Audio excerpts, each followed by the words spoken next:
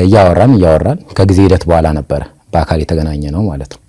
እና በአካል ተገናኝተንም በጊዜ ሂደት በቃ እየተባለ ትውውቁ እየጨመረ ሲመጣ ፍቅሩ ተጀመረ። ይሄ የመጀመሪያ ዋንጫ ነው። ኃይሌ በድካም ይገለጣል እንዳለው ለጳውሎስ ያው የኔ ድክመት ላይ እግዚአብሔር ኃይል ተገልጦ በጣም ብዙ ነገሮችን እየሰራ ነው።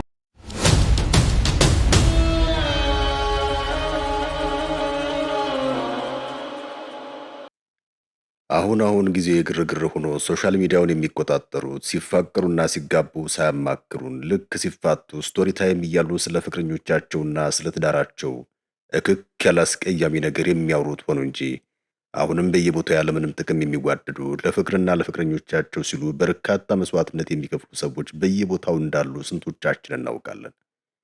ይህ የምትመለከቱት ወጣት በረከት ይባላል። ብዙዎቻችን በተለይም ቲክቶክ ላይ እናውቀዋለን። በጉብዝናውና በጥንካሬው ብዙዎቻችን ተገርመን አርአያ አድርገን አደንቀነዋል። ከልጅነቱ አንስቶ ስላጋጠመው የአከርካሪ አጥንት ህመም በድፍረት ወጥቶ በአደባባይ እያወራ የመጀመሪያው ሰው እሱ ይመስለኛል። ህመሙ ባመጣበት ችግር የተነሳ በረከት ከልጅነቱ አንስቶ እስካሁን ድረስ ዳይፐር ይጠቀማል። ይህ ህመሙ ግን እሱን ምንም ከማድረግ አላስቆመውም።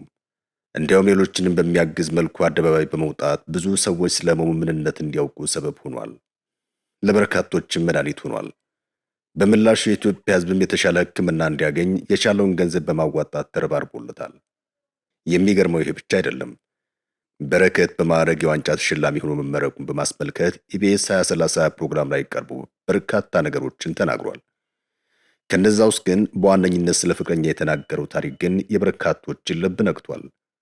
ደስ የሚያሰኝና ልብ የሚያሞቅ ነው። አሁንም የሚያስገርም ፍቅር እንዳለ ለብዙዎች ማሳያ ሆኗል።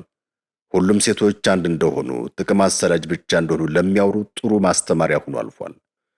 በረከትና ፍቅረኛ የተዋወቁት ገና ወደ ሶሻል ሚዲያ ከመውጣቱና ከመታወቁ በፊት ነበር። ገና እሱ ራሱ ህመሙን አምኖ መቀበል በሚከብደው ሰዓት ማለት ነው። ትውውቃቸው በቴሌግራም ነበር። በአካል ከመገናኘታቸው በፊት በርካታ ነገሮችን አውርተዋል። በአካል ሲገናኙ ግን ማነከሱን አየች። ከዚያም ስለሚያነክስበት ምክንያትና ስለ እግሩ ጠየቀችው። በሰጣት ምላሽ ማልቀስ ስትጀምር ገና የሚያስለቅሰውን ነገር መች ሰማሽ ብሎ ስለ ዋናው ህመሙ ይነግራታል።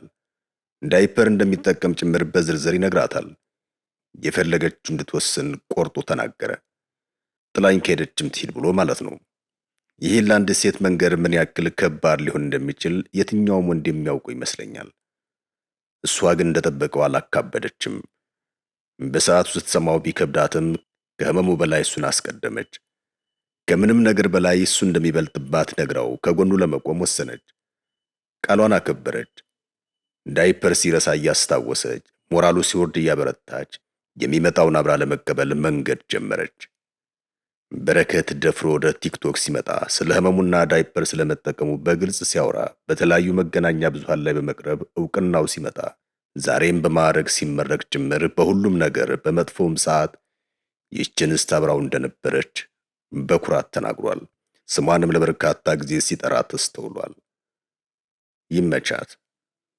ሙስታጅብ ነኝ።